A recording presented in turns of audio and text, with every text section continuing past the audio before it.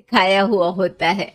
एक शाम पायल अपनी बाइक पर सीटी बजाते हुए कॉलेज से घर वापस पहुंचती है, जिसे देखते ही उसकी मम्मी गुस्से में पूरा घर सिर पर उठा लेती है।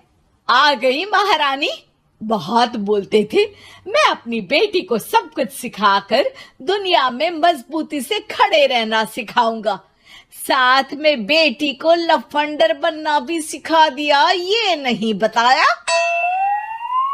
क्या हुआ?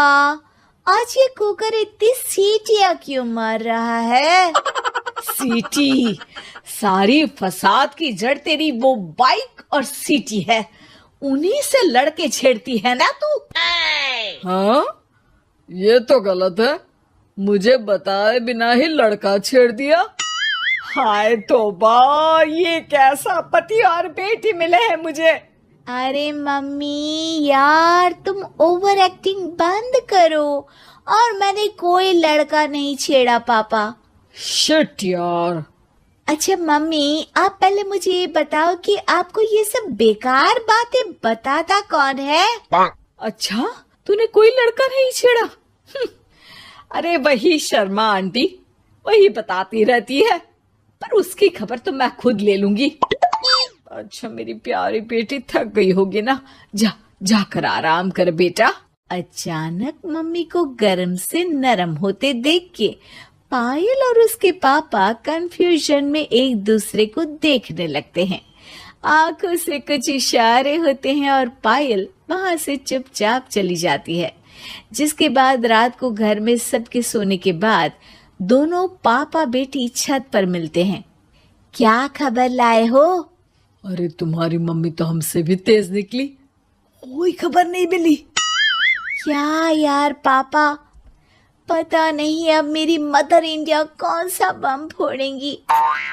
इसी के साथ दोनों अपने कमरे में वापस जाकर सो जाते हैं।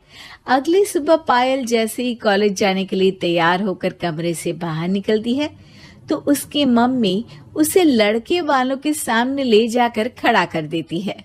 जी, ये है मेरी बेटी पायल, थोड़ी चंचल है लेकिन बहुत नेक दिल और होशियार है। देखते ही देखते कुछ घंटों में पायल और शुभम का रिश्ता पक्का हो जाता है, जिसके कुछ दिनों बाद पायल शादी कर अपने ससुराल पहुंच जाती है। सोचा था मम्मी कोई बम फोड़ेंगी, पर उन्होंने तो सीधा मुझे उम्र कैद की सजा ही दे दी। बहू, अब उम्र कैद समझो या बम, रहना तो यही है, निभाना यही है, इसलिए छिछोरी हरकतें बंद करनी होगी। है? ये आप क्या बात कर रही हो? मैंने क्या किया? इतने मासूम ना बनो, मुझे तुम्हारे कारनामों के बारे में सब अच्छे से पता है। ऐसा बोलकर सास तो वहां से चली जाती है, लेकिन पायल सोच में पड़ी वहीं खड़ी रह जाती है। जिस पर शुभम उसके पास आता है। तुम मम्मी की बात का बुरा मत मानना, वो पड़ोस वाली आंटी ने उन्हें तुम्हारी बाइक चलाना, सीटियां बजाते हुए घूमना, बेधड़क सबसे बात करना वगैरह जैसी कुछ बातें बता दी है, जिसे सुनकर उन्हें गुस्सा आ गया है। पर फिक्र मत करना, धीरे धीरे साथ रहने से वो भी ठीक हो जाएंगी। Thanks for your concern, but I don't care. Payal सीधा अपने कमरे में चली जाती है। अगली सुबह कॉलेज जाने के लिए तैयार हो सीटी बजाते हुए कमरे से बाहर निकलती है, जिसे देख सास गुस्से से तिलमिला उठती है। महारानी, शादी के अगले ही दिन ये हीरोइन बनकर कहाँ चल पड़ी? और ये लफंगों की तरह सीटियां बजाना बंद करो। ये हमारा घर है, कोई सड़क नहीं जहाँ तुम आवारागर्दी करती घूमो।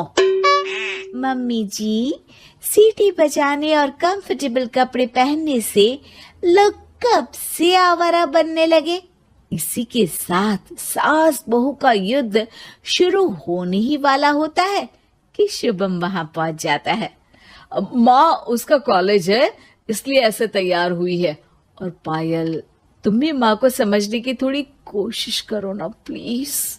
सिचुएशन संभालकर शुभम और पायल घर से निकल जाते हैं। इसी तरह दिन बीतने लगते हैं, जिससे सास बहू की लड़ाइयों के बीच शुभम पिसता रहता है। लेकिन साथ ही वो दोनों एक दूसरे की आदतों को अपना भी लेती हैं। पर पायल का सीटी बजाना सास को आज भी नागवारा ही होता है। आसमान गिर जाएगा, धरती फट जाएगी, पर इसकी सीटी ना जी ना, कभी बंद नहीं होगी। अरे मम्मी जी, जब आप मेरे कुछ बोले बिना सीटी से ही समझ जाती हो कि मैं क्या बोल रही हूँ, फिर इसे बदलने की क्या जरूरत? यही तो हमारी यूनिकनेस है। पायल की बात से ज्यादा सहमत ना होते हुए भी सास हंस पड़ती है। उसी शाम पूरा परिवार घूमने जाने का प्लान बनाकर घर से निकल जाता है और उनके जाते ही घर में चोर घुस आते हैं और तभी वो सब भी दोबारा घर के अंदर आते हैं बाहर से। क्या यार पायल, एक शाम भी फोन के बिना नहीं रह सकती थी क्या? घर में ही तो फोन है, कहाँ चला जाता? अब जल्दी अंदर जाकर अपना फोन लाओ, मम्मी और मैं यहीं बाहर वेट करते हैं। ज्यादा बोल रहे हो, देखो अब और धीरे काम करूंगी। ऐसा बोलकर पायल घर के अंदर जाती है और बहुत देर तक बाहर निकल कर नहीं आती। अरे ये तो सच में जानबूझकर लेट करने लगी। चल कर देखते हैं ना। दोनों जैसे ही मेन डोर के नजदीक पहुंचते हैं, उन्हें पायल के सीटी बजाने की आवाज सुनाई देती है। हमें लेट करके खुद मजे से बैठी सीटियां बजा रही है। अरे गधे, ये मजा नहीं सजा है, जल्दी से पुलिस को फोन कर। माँ की बातों से कंफ्यूज्ड शुभम उसे देखता ही रहता है। सास खुद ही पुलिस को फोन कर देती है।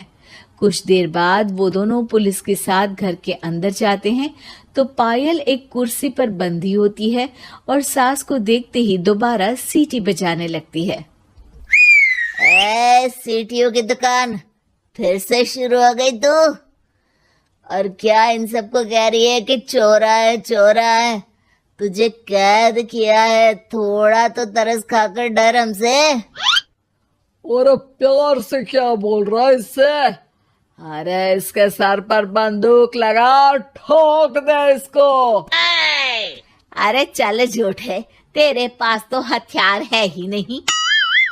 सास की बात सुन वहां मौजूद सारे इंसान हैरान रह जाते हैं और पुलिस तुरंत उन चोरों को अरेस्ट कर लेती है। आपको कैसे पता कि इनके पास हथियार नहीं है? अरे सीटी नहीं तो बताया।